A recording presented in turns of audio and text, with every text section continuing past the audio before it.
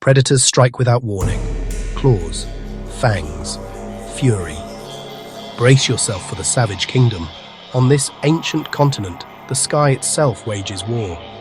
A colossal anvil of cloud and electricity builds, a force of raw, untamed power that holds dominion over the land below. This is nature in its most primal, indifferent state, a spectacle of breathtaking beauty and a harbinger of the chaos to come. The air, thick with ozone and anticipation, crackles with energy. For the countless lives scattered across these plains, this is not merely a storm. It is a crucible, a test of nerve, of strength, of the will to endure another day. The deluge begins. A wall of water that scours the earth, turning dusty tracks into raging torrents and solid ground into treacherous mud. It is a force of both destruction and renewal, but in the immediate present, it is an agent of disorder. Shelter is a luxury few can afford. For the small and the vulnerable, the rising water is a mortal threat, a relentless tide that can swallow burrows and nests in an instant. Every crack in the earth, every hollow log, becomes a desperate sanctuary against the overwhelming power of the elements. But for some, the storm is not a threat. It is an ally. The chaos is a cloak. The roar of thunder, a cover for the silent tread of a killer. For the lioness, the tempest is a gift. The rain washes away her scent, the wind muffles the sound of her approach, and the flashes of lightning disorient her prey. She moves with a purpose that defies the storm, her senses sharpened by hunger, her focus absolute. In this world, every element, no matter how destructive, presents an opportunity for those cunning enough to exploit it. She is the embodiment of patient power, a master of her environment. For the hunted, the storm brings a different reality. It is a symphony of terror. Every shadow cast by the strobing sky could hide a predator. Every gust of wind carries a potential threat that their senses struggle to pinpoint. The herd, normally a bastion of collective security, is now a maelstrom of panicked energy. Their instinct is to run, but where? In the blinding rain and disorienting noise, a wrong turn could lead to separation, to isolation, and to a swift and silent end. Fear is a tangible presence, as cold and as sharp as the rain itself. As the storm recedes, a fragile calm descends. The air is cleansed, the earth saturated. A temporary truce seems to settle over the landscape. But the passing of the storm does not signal the end of the struggle. It has only reset the stage for the timeless drama that plays out, day after day, night after night. Beyond the breathtaking beauty of this world, beyond the poetry of a sunrise over a rain-washed plain, lies a ruthless and uncompromising truth. This is not a world of mercy. This is not a realm of compassion. This is the savage animal kingdom. In this kingdom, there is no negotiation, no treaty, no appeal to a higher power. There is only the unwritten, unbreakable code etched into the DNA of every living thing. It is a law with only two outcomes: survive or perish. For the hunter, this is not a choice, but a fundamental state of being. To be a predator is to be an embodiment of purpose, a finely tuned instrument of lethality, shaped by the relentless pressures of hunger and the ancient whispers of instinct. Every sunrise brings with it the same stark imperative: to kill, to eat, to live another day. Failure is not an option, it is oblivion. On the African savanna, the midday sun beats down with an oppressive, suffocating heat. Most creatures seek shelter, conserving energy. But for the lioness, this is the hour of opportunity. She is a master of patience, a ghost in the golden grass.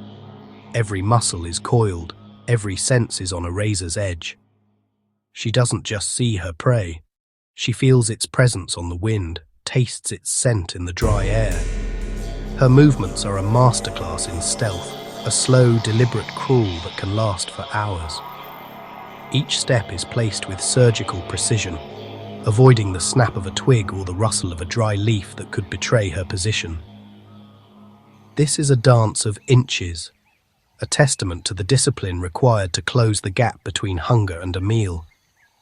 She is not alone. This is a coordinated assault, a symphony of silent communication honed over countless generations. A subtle twitch of an ear, a flick of a tail, these are the signals that coordinate their attack. One will drive the herd, creating panic and confusion, while the other lies in wait, ready to exploit the chaos. They are two parts of a single, lethal machine, their minds linked by a shared, primal objective. Their strategy is not just about brute force, it is about intellect, about understanding the terrain, the wind, and the psychology of their quarry. They are isolating the weak, the old, the unwary. For the herd, a moment's inattention is a fatal error. For the lionesses, it is the opening they have been waiting for. Thousands of miles away, in the stark, frozen expanse of the tundra, a different kind of hunt unfolds. Here, the landscape offers no cover, only an endless sea of white. Survival depends not on stealth, but on stamina and uncompromising teamwork. The grey wolf pack moves as one, a single organism flowing over the frozen terrain. Their synchronized strides are a marvel of efficiency, each wolf stepping in the tracks of the one before to conserve precious energy in the deep snow. They are led by the alpha pair, their authority absolute, their experience the pack's most valuable asset. They can travel for dozens of miles a day, relentlessly testing the herds of caribou or elk, their senses attuned to the slightest sign of weakness. Unlike the lion's ambush, the wolf's strategy is a war of attrition. It is a calculated, psychological battle. They do not rush in blindly. They test, they probe, they harry their target, forcing it to expend energy, to make a mistake. A quick dash here, a feigned attack there. It is all designed to gauge the prey's strength and resolve. They are looking for the moment of exhaustion, the instant of doubt. For a lone moose, even one of immense size and power, the pack is a relentless encircling tide. Each wolf is a point of pressure, a threat that cannot be ignored, draining its spirit and its strength until the inevitable conclusion. In this brutal calculus of endurance, the pack always has the advantage. In the murky, primordial waters of the world's great rivers, another hunter reigns. It is a creature from a bygone era, a living fossil whose design has been perfected over millions of years. The crocodile is the master of the patient trap. It does not chase, it waits. Submerged and silent, it is indistinguishable from a floating log, a shadow in the silt-choked water. Its metabolism is so slow it can wait for days, even weeks, for the perfect moment. Its entire being is geared towards a single, explosive act of violence. Sensory pits along its jaws detect the faintest vibrations in the water, painting a precise picture of the world above.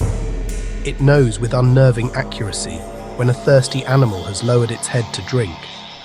For the prey, the riverbank is the edge of the world, a place of life-giving water, but also of mortal danger. Every instinct screams caution.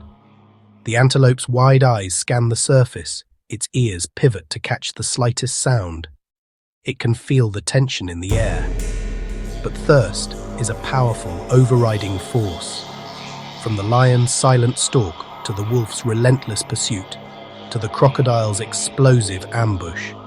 The methods differ, but the outcome is the same. The hunter and the hunted are locked in an eternal arms race. One mistake, one moment of hesitation, one lapse in concentration, and the balance shifts irrevocably. In this world, there are no second chances. One mistake means death.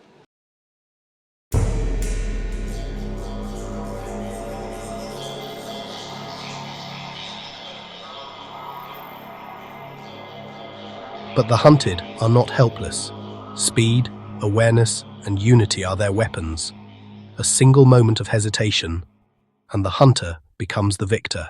In the savage kingdom, power is the ultimate currency, but it is a currency paid for in blood, bone, and relentless effort. It is not merely a measure of size or strength, but a complex and brutal calculus of will, strategy, and endurance. To hold power is to live on a knife's edge, where every moment is a test and every challenger is a potential usurper. The throne is never secure, it is only ever defended. Consider the hyena clan. What appears as chaotic gluttony is, in fact, a rigid social hierarchy in action. At the head of this society is the matriarch, her rule absolute. Every scrap of meat, every position at the kill is dictated by rank. The cacophony of cackles and snarls is a constant negotiation of status. For the lower ranked, it is a life of submission and waiting. For the matriarch, it is a life of constant vigilance, enforcing her authority with calculated aggression. Her power is not a birthright she can relax into. It is a position she must reaffirm with every sunrise, with every kill. Elsewhere, power is contested in raw, explosive confrontations. These colossal brown bears are not fighting out of simple aggression. They are battling for the most valuable resources, prime fishing spots, access to mates, and the right to a territory that can sustain them through the lean months ahead. Each blow is a gamble, risking severe injury that could lead to infection or an inability to hunt. The victor claims not just the riverbank, but a future.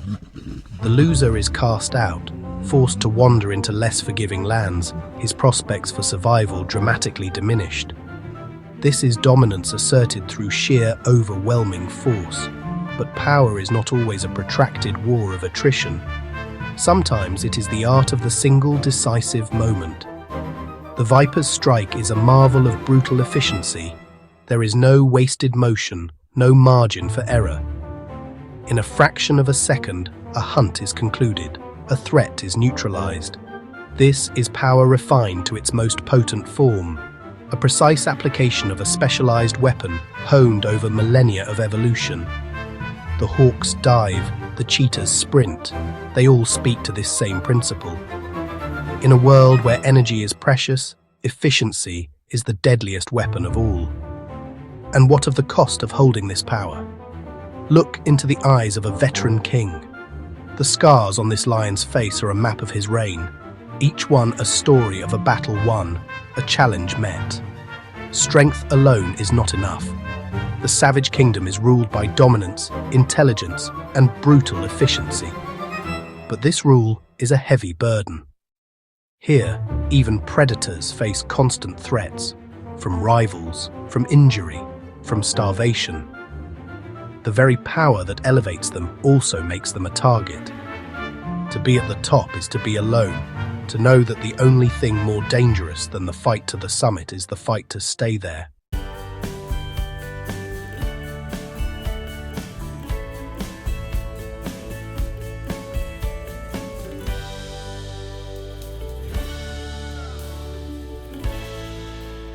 Yet this violence serves a greater purpose. Each kill sustains life. Each loss restores balance. The savage animal kingdom is cruel, but necessary. In the wild, there are no villains, only survivors. If you dare to witness nature unfiltered, subscribe for more untamed wildlife stories. Who truly rules the savage animal kingdom? Comment below and subscribe to Nature's Chronicles.